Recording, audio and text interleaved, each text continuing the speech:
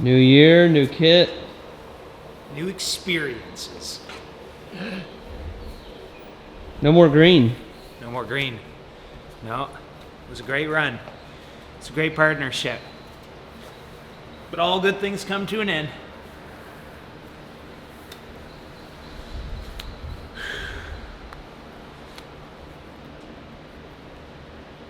Yeah, it'd be good to get this kit on and stretch it out a bit, for sure. On Monday morning, did you think you're going to be in Miami this afternoon? I didn't think I was going to be in Miami at noon after I was talking to Sam Long poolside. So then I started thinking about it, and I was like, getting butterflies. And I was like, I wonder if there's like a decent flight to Miami. And I looked, and on Wednesday there was a 6.5 hour flight out of Tucson. And then I messaged the race, and I said, I heard you got some scratches. I'm willing to fill one of the spots. And they said, if you get here, you can race. Then I really got butterflies. And I asked Aaron, and he said, let's do pros and cons. And literally I couldn't come up with a single con. So here I am, butterflies and all. You should do things that give you butterflies. All right, I'll see you out there.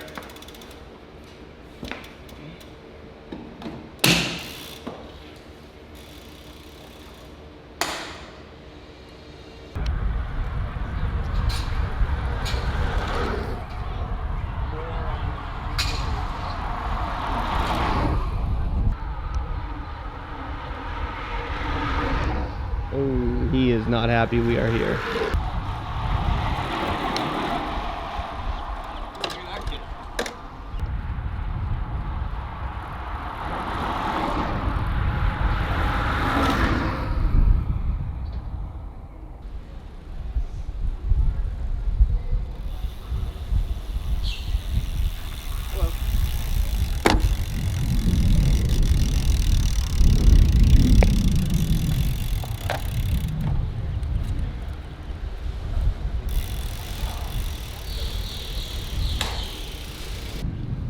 So is this a part of your 9-day block? This will be day 1. Today is day 9. How did this race coincide with your training? Well, I had already executed the entire training block other than the brick workout. So I signed up on Monday, the brick's on Tuesday, so I figured I wouldn't alter the training in any way and use this as a good starting point for the next block. Do you taper?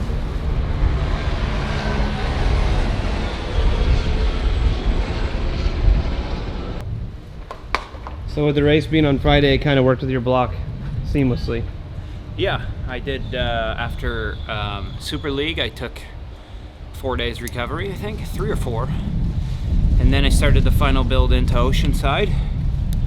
I've planned it such that the peak for the first part of the season will be on May 6th. So we're starting to come into form for sure. And so yeah, I've been doing the 9-day block. Last day is today of the block. Next block starts tomorrow, so we'll start it off with a brick workout this time. And yeah, I mean, I do a tempo session every single block, and so this next block I will start the week with the tempo session, which will be the race. So it worked out perfectly in my training. It's nice to bring the bike out here. I haven't rode the CFR in a long time in a race. Actually, it was Indian Wells 2021, I believe, was the last time I rode it in a race. So it was nice to bring it out, get a data point, a race data point. That was my major motivation, of course. And then just to, in practice, you're always wondering, where is my fitness? How am I feeling? And you know how you can rectify that? You come into a race and find out, where is your fitness and how am I feeling? So that's why we're here.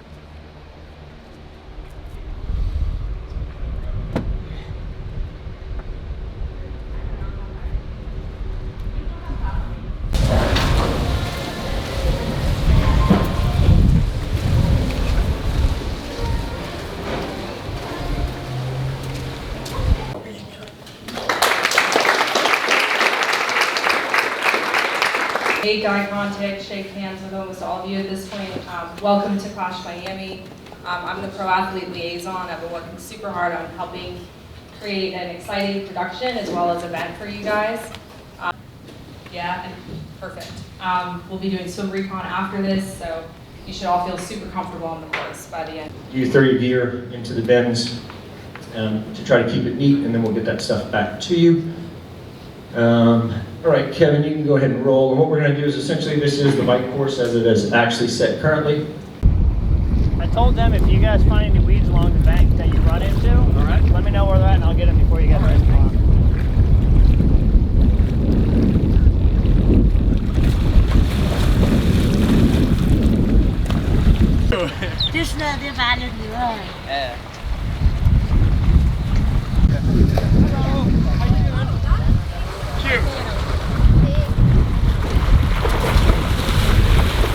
Okay. Oh. Okay. He was really like in the situation. Mm-hmm.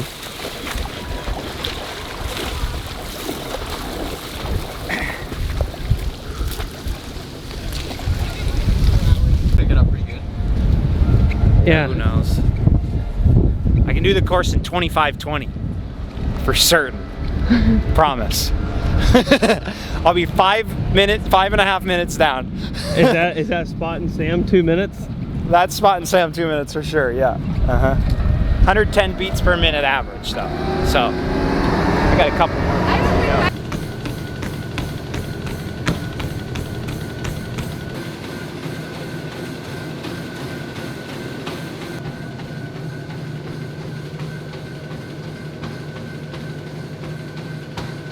Are you doing any pickups? Pardon?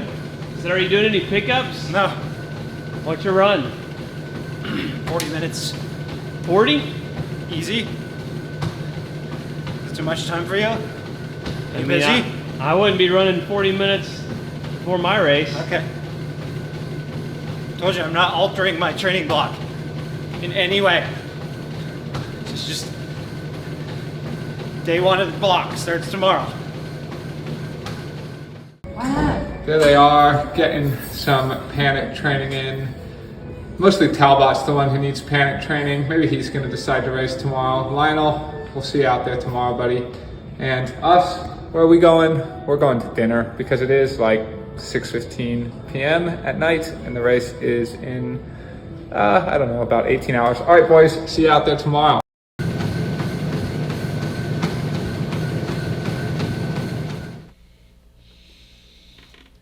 Did you read some YouTube comments and decide you want to ride this bike again?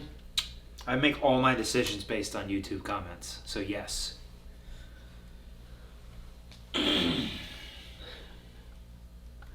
All jokes aside, what in the heck? On Monday night, you didn't even know you're going to be racing. Why are you here? I am here because I love racing. And it's a pretty easy race to get to. 6.5 hours total travel time. I fit into my training schedule really well. The organizers are great. It's a good field. I'm doing all three sports quite well, and I would like to see. I'm trying not to race in practice anymore. I'm trying not to destroy myself in practice anymore. And so when you do that for a long period of time, you don't ever do too many race type efforts. Then you start to wonder, hey, I wonder how good I could do in a race. So that's why we're here, to see. Instead of racing in practice, why don't we just go and do a race then? You shot me a text saying want to go to Miami, and I thought you were joking. I was joking. The first text was joking. The second text, which contained my flight information, was not a joke. Yeah, I saw Sam at the pool on Monday, and he was telling me that Skipper and Vincent Louis scratched, and I didn't think anything of it at the time. I swam 4,200 long course meters, pretty good set. And then I went home and I was starting to think about it. I was like, well, I mean, I guess I probably could make it. I could probably, like, I had originally planned to do Miami, but then Super League came onto the schedule, and you know that was a really cool and novel opportunity for me to try something new. And so I decided to do that, and I didn't think it would be possible to do both. But then when the time came around, I felt pretty good and fresh, and I was swimming quite well too. After Super League, it's like I feel like I leveled up a little bit from that experience. And so, yeah, Aaron and I did a pros and cons list, and we literally couldn't come up with a single con. Well, the only con was I didn't have a race suit created with my sponsors on it, and I also didn't have a proper chainring for this bike yet. Fortunately, my friend Dylan Gillespie at Mach was able to overnight me a suit to wear in this race, and I was also able to find a 54 tooth full crank set, so I pulled the chain rings off of it, and I got that overnighted as well here, and then booked a flight. So it was a fun experience all the way up till now, and I was like super nervous about it on Monday when I was pulling the trigger on it. Now I'm just excited to race. Maybe I should have thought about it a little more deeply, because like it is a pretty novel race. It's like not the best, most favorable for a weak swimmer, proportionately, though I just coming off a race that's way harder for a weak swimmer in terms of the proportions of the distances. And it's going to be crazy hot. I don't know what crazy hot, but it's going to be hot. And then, yeah, I'm bringing this bike out of retirement. I rode the UCI bike for a while. Canyon has been developing some spacers and stuff in order to get a bit more reach on this bike. And so now I've actually been able to move my entire position from the UCI bike over to this bike, but actually move it forward, which is what I've really wanted to achieve. As I was 9 centimeters behind the bottom bracket on the UCI bike, and that's kind of pushing the limits of how far behind the bottom bracket you want to be. So now I am like about 3 centimeters behind the bottom bracket, and slowly I would like to creep that up to at least even with the bottom bracket. So anyways, this is going to give me a great data point, as I've not rode this bike or this position yet, really. And so there's that. And yeah, training's going well. So it's one thing to train. Do you train to train, or do you train to race? I train to race. I've definitely spent times of my career where I trained to train and then destroyed myself in training and didn't ever really race super well, which I believe is what I did on the back half of 2022. So this year I would rather undertrain but be able to race more and better than overtrain and race like complete garbage and not have fun. So I'm having fun now. And I think even if you do it as a profession, you should probably try and seek having fun and making it enjoyable as much as you can. The only downside is that my little boy and my beautiful wife aren't here, but I promise them that this will be the last one that I go to without them. How can people follow along?